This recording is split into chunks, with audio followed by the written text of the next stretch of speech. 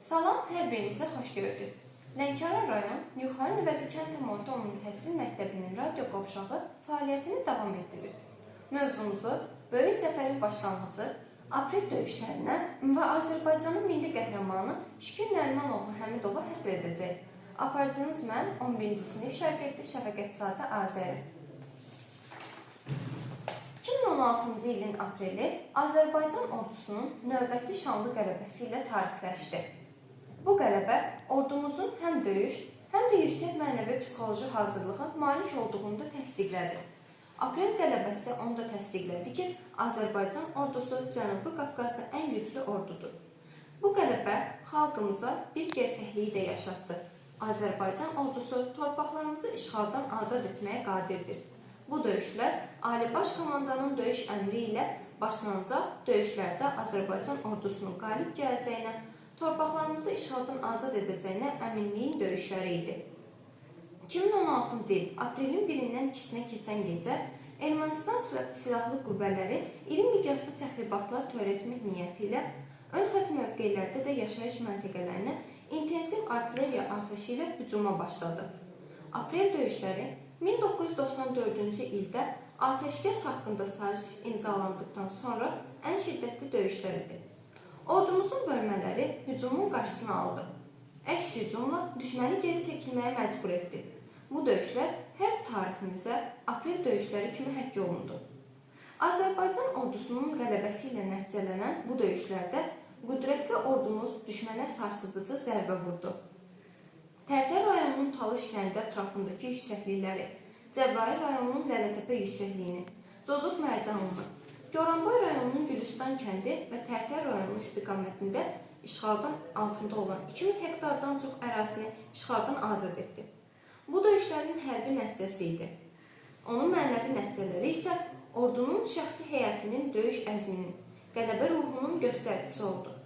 Azərbaycan ordusunun qətiyyətli döyüşləri qazandığı qələbələri ilə düşmənin məğlub edilməzlik mifinin yalan olduğunu dünyaya nümayiş etdirdi. Xalqımız öz ordusu, qorxu bilməz oğulları ilə qürur duydu. Aprel döyüşləri Azərbaycan dövlətinin, dövlətçiliyin dönülməzliyin, Azərbaycan əskərinin gücünün, qüdrətinin ifadəsi kimi tarixləşdi.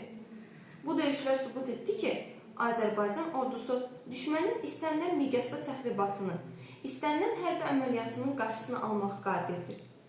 Aprel döyüşləri həm də Azərbaycan ordusu ilə düşmən ordusu arasındakı güc fərqinin, peşəkarlığın, döyüş hazırlığının fərqinin də təsdiqi oldu. Şükür Nərimanoğlu Həmidov 1975-ci il aprelin 1-də Qubadlının Armudluq kəndində anadan olub. Vətən müharibəsi zamanı Azərbaycanın ərazi bütövlüyü uğrunda misilsiz qəhrəmanlıq göstərərək şəhid olanlardan biri də Şükür Həmidovdur. O, işğal altında olan Lələtəpə yüksəkliyini fəth edən zabitlərdəndir. O zabitlərdən ki, əskəri ilə çiyin-çiyinə qanlı döyüş meydanına atılaraq ölümün gözünə dik baxıb. Özünün təbirincə desə, Lələtəpə romantikasının Azərbaycan əskərinin qarşısından silahını ataraq qaçan düşmən zabitini görmə həzzini yaşayıb. Həmin kənddə orta məktəbin 8-ci sinfini bitirdikdən sonra Cəmşid Naxçıvanski adına hərbi liseyə daxil olub. Həmin liseyi bitirdikdən sonra 1993-cü ildə Bakı Hərbiləşmiş Ali Hərbi Komandirlər Məktəbinə qəbul olub. Hələ təhsilini hərbi liseydə davam etdirən zaman könüllü olaraq döyüşlərə qatılma arzusunda olduğunu bildirib.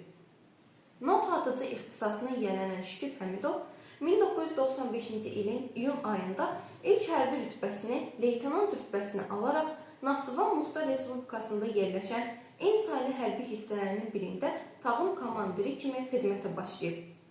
Orada mayor hərbi rütbəsinə qədər yüksəlib.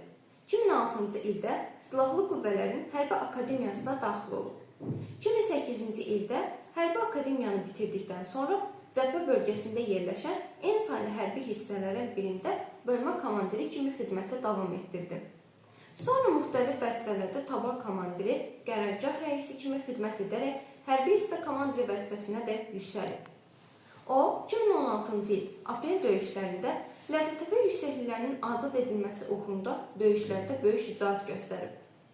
Azərbaycan Respublikası Prezidentinin 22 aprel 2016-cı il tarixli sərəncamı ilə Şükür Həmidov Azərbaycanın Milli Qəhrəmanı adına layiq görülüb. Lələtəpə yüksəklilərinin azad edilməsi əməliyyatı zamanı göstərdiyi şücaata görə Şükür Həmidova vaxtından əvvəl polkovnik hərbi rütbəsi verilib. Həmidov sağlığında verdiyi müsahibədə Lələtəpə döyüşlərini belə xatırlayır. Həmin günlər düşmən öz aləmində gizli tədbirlər həyata keçirirdi. Onlar arxadakı bölmələri önə çəkirdilər, döyüş təlimləri adlı müəyyən qruplaşmalar yaradırdılar. Artilleriya motadıcı, mexanikləşdirilmiş tank bölmələrini önə gətirib ərazilərdə cəmləşdirirdi. Təbii ki, bizim bölmələr boş durmayıb, qarşı tərəfin bütün hərəkətlərini müşahidə edirdi. Baş verənləri təhlil etdikdən sonra anlamışdıq ki, düşmən hücumunu ola bilər. Yanılmadıq. Aprelin 1-dən 2-sinə keçən gecə düşmən təxribat fəaliyyətdə başladı. Həmin istiqamətdə hərbi hissə komandiri idim. Baxdım ki, düşmən açıq şəkildə hücuma başlayır. Həmin vaxt ön xəttdə xidmət aparılanların hamısı adi əsgərlər idi.